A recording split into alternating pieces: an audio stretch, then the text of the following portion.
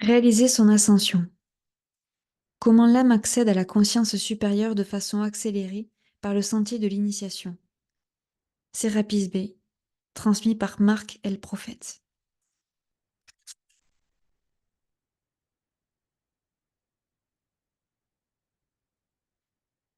Celui qui cherche la vérité et veut entrer en contact avec la hiérarchie de la lumière et la grande fraternité blanche doit obligatoirement se placer directement sous l'autorité et la conduite des grands maîtres instructeurs.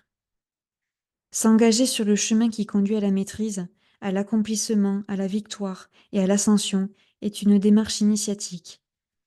Comme nous l'ont démontré Zarathustra, qui retourna vers Dieu dans la grande flamme, et Élie, qui monta au ciel dans le char de feu. La flamme de l'ascension demeure la clé qui donne à tout homme accès à l'immortalité. Sérapis Bey.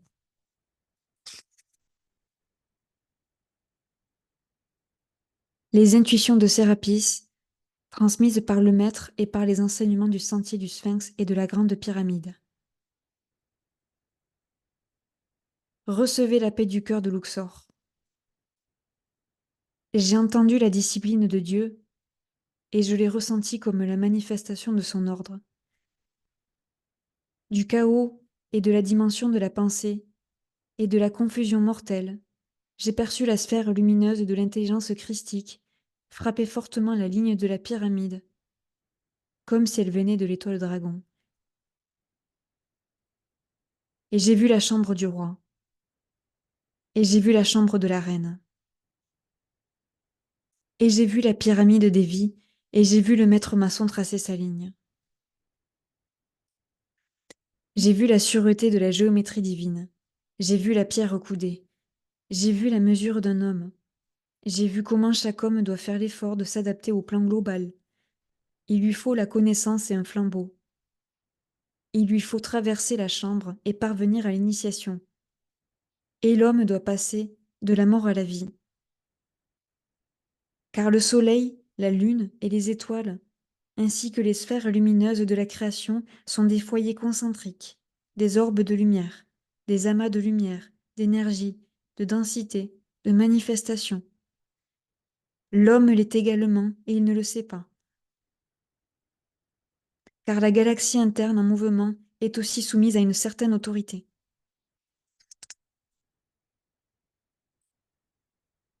Et comme un navire sans gouvernail, sans boussole ou sans capitaine, les vies sans boussole traversent des mers qui n'apparaissent sur aucune carte, et les êtres se perdent, ne percevant ni la voix du vieux marin, ni celle de la vérité qui écarte le voile des mensonges humains et guide les hommes dans leur traversée de la mer Rouge, de l'esclavage d'Égypte, en passant par le désert du Sinaï jusqu'à la terre promise.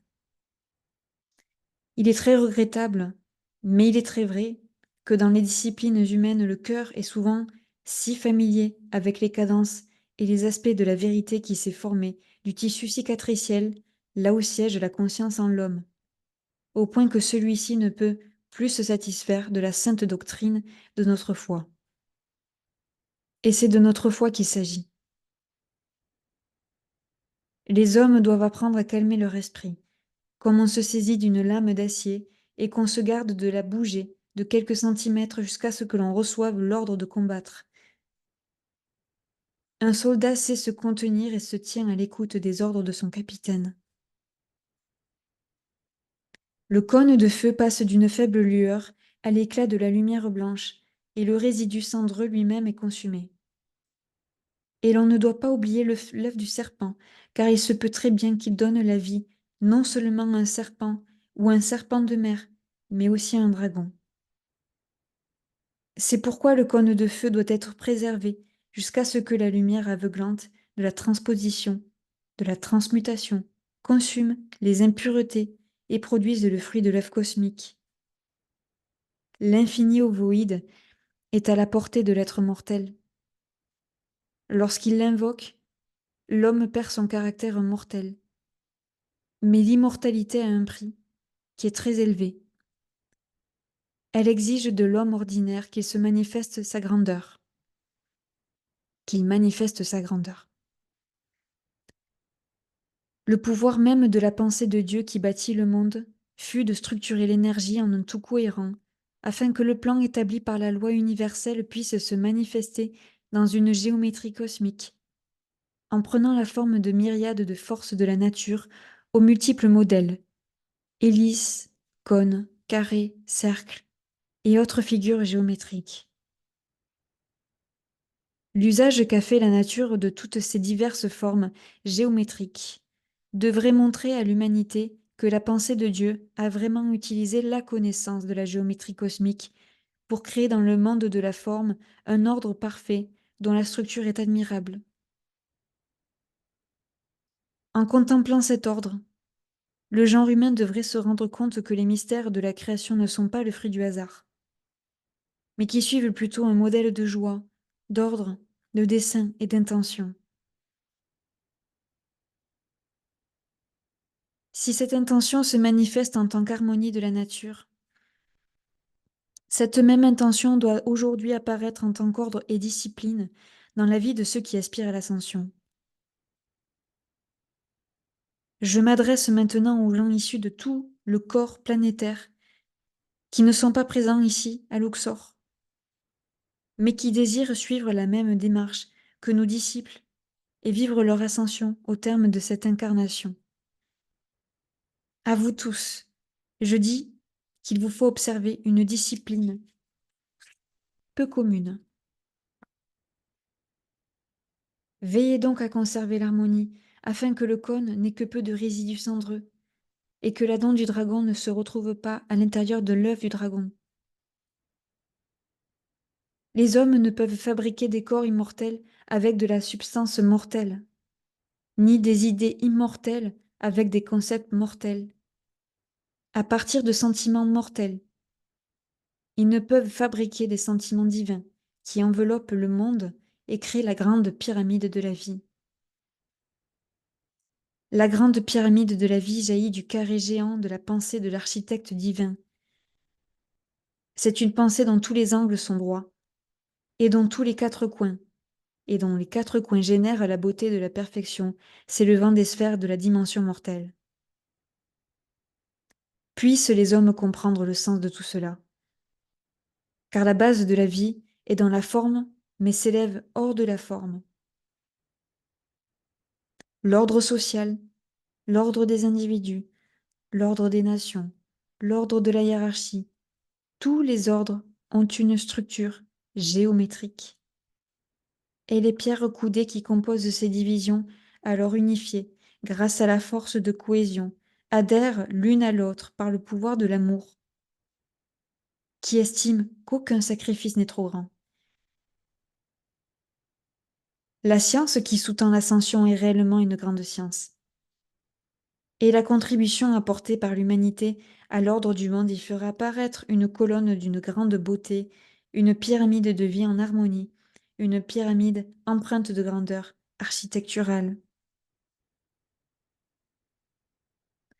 Alors le tapis de verdure s'étendra aux quatre coins de la terre. Alors la pyramide rayonnera. Alors le feu de l'esprit commencera à transmuter les pierres de la base, tandis que la pierre du sommet sera la dernière à rayonner. Car celle-ci tire son énergie d'en haut, alors que ce qui constitue la base tire son énergie d'en bas. Mais les qualités de la base doivent se conformer, en raison de la pensée et de la dévotion, au modèle d'en haut. Ainsi, le feu descendra-t-il d'abord vers les pierres de la base. Puis la pierre du sommet, soutenue par les pierres de la base, commencera à luire, tandis que le grand fleuve électronique issu du cœur de Dieu balayera de façon symétrique, en un ordre divin, parfait, la structure tout entière, faisant rayonner la pyramide sur le tapis de verdure. Une fois que la pierre du sommet couronnera l'accomplissement de l'homme, la civilisation de l'âge d'or permanent, pourra commencer. Alors la destinée de l'Amérique et du monde se manifestera, car la pyramide des vices sera positionnée conformément aux principes divins. Et le grand mensonge de l'univers, le Dieu éternel, exprimera lui-même sa satisfaction, en faisant descendre du ciel la main qui porte le flambeau. Lorsque ceci arrivera, Ce qui est en bas témoignera de ce qui est en haut. Je suis Sérapis. J'ai connu la scène de la terre. J'ai connu des revers. Et j'ai connu la résilience qui a transformé chaque échec en un nouvel élan vers la réussite. On me dit le maître de la discipline. Et à Luxor, 144 instructeurs travaillent à mes côtés dans le temple de l'Ascension, où sont reçus chaque semaine les candidats qui désirent vivre une période d'internat, de préparation à l'Ascension. Ils ont parcouru la terre au service du Christ, au service du Bouddha, au service de Dieu, en l'homme, parfois guidés par des pasteurs, des rabbins, des conseillers, des prêtres, ou bien ce sont des disciples, des écoles de mystère. Car nous jugeons les candidats à l'ascension d'après l'action de la volonté sacrée de Dieu dans la vie, d'après l'action de la sagesse sacrée de Dieu dans la vie, et d'après l'action de l'amour sacré de Dieu dans la vie. Et la discipline est notre devise.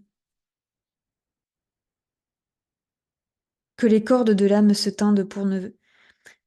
Que les cordes de l'âme se tendent pour que la main du maître harpiste puisse en faire jaillir des justes accords. Que les cordes de l'âme bénéficient de l'enseignement de Dieu et que, formées dans le feu sacré, elles puissent transmettre l'harmonie céleste. C'est la discipline qui permet à la géométrie de l'âme de se manifester. Me voici donc, émissaire de Dieu, en tant que gourou des initiés du feu sacré. Si vous êtes disposé à attendre la maîtrise encore 1 million d'années, adressez-vous à quelqu'un d'autre. Car Sérapis est impatient quand il s'agit de perfection. La perfection est une réalité tangible, ici et maintenant. Je crois que ceux qui pensent qu'ils ne peuvent l'atteindre s'imaginent que c'est une camisole de force ou une qualité stérile qui manque totalement de verve, d'énergie, de joie ou de spontanéité. Non, la perfection est l'éclosion des lys et des humbles violettes. La perfection, c'est un sourire sur un visage. Dieu ne mesure pas la perfection à l'aune des normes humaines. Après tout, comment l'homme pourrait-il mesurer la perfection? Dieu se fie au mobile du cœur, à l'amour dans le cœur.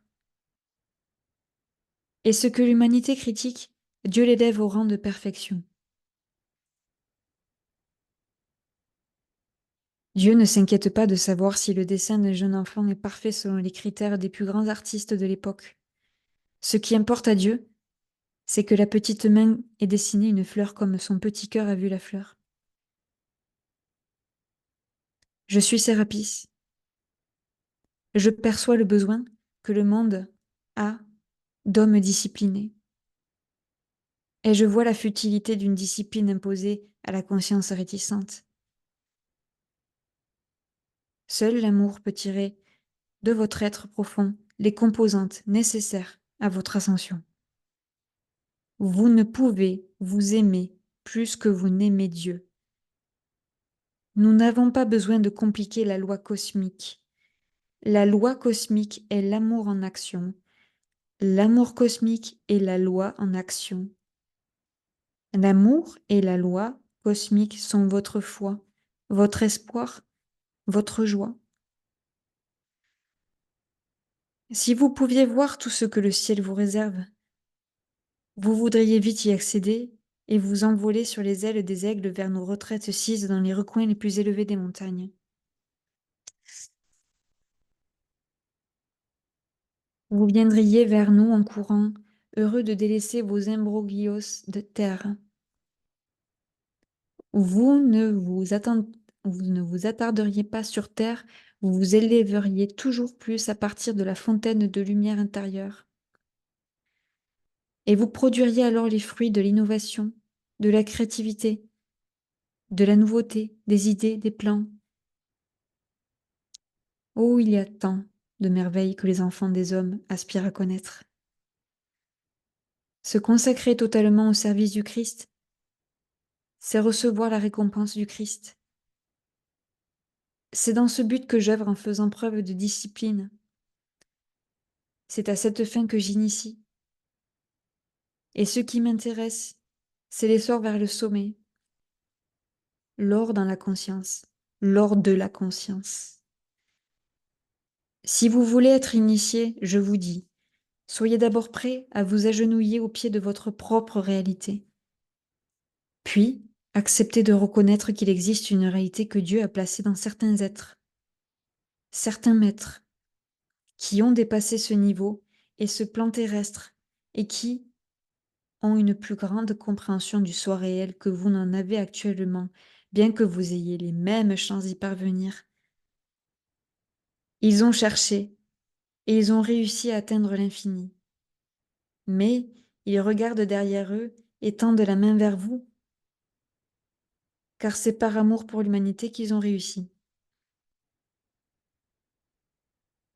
Prenez donc la main de la hiérarchie.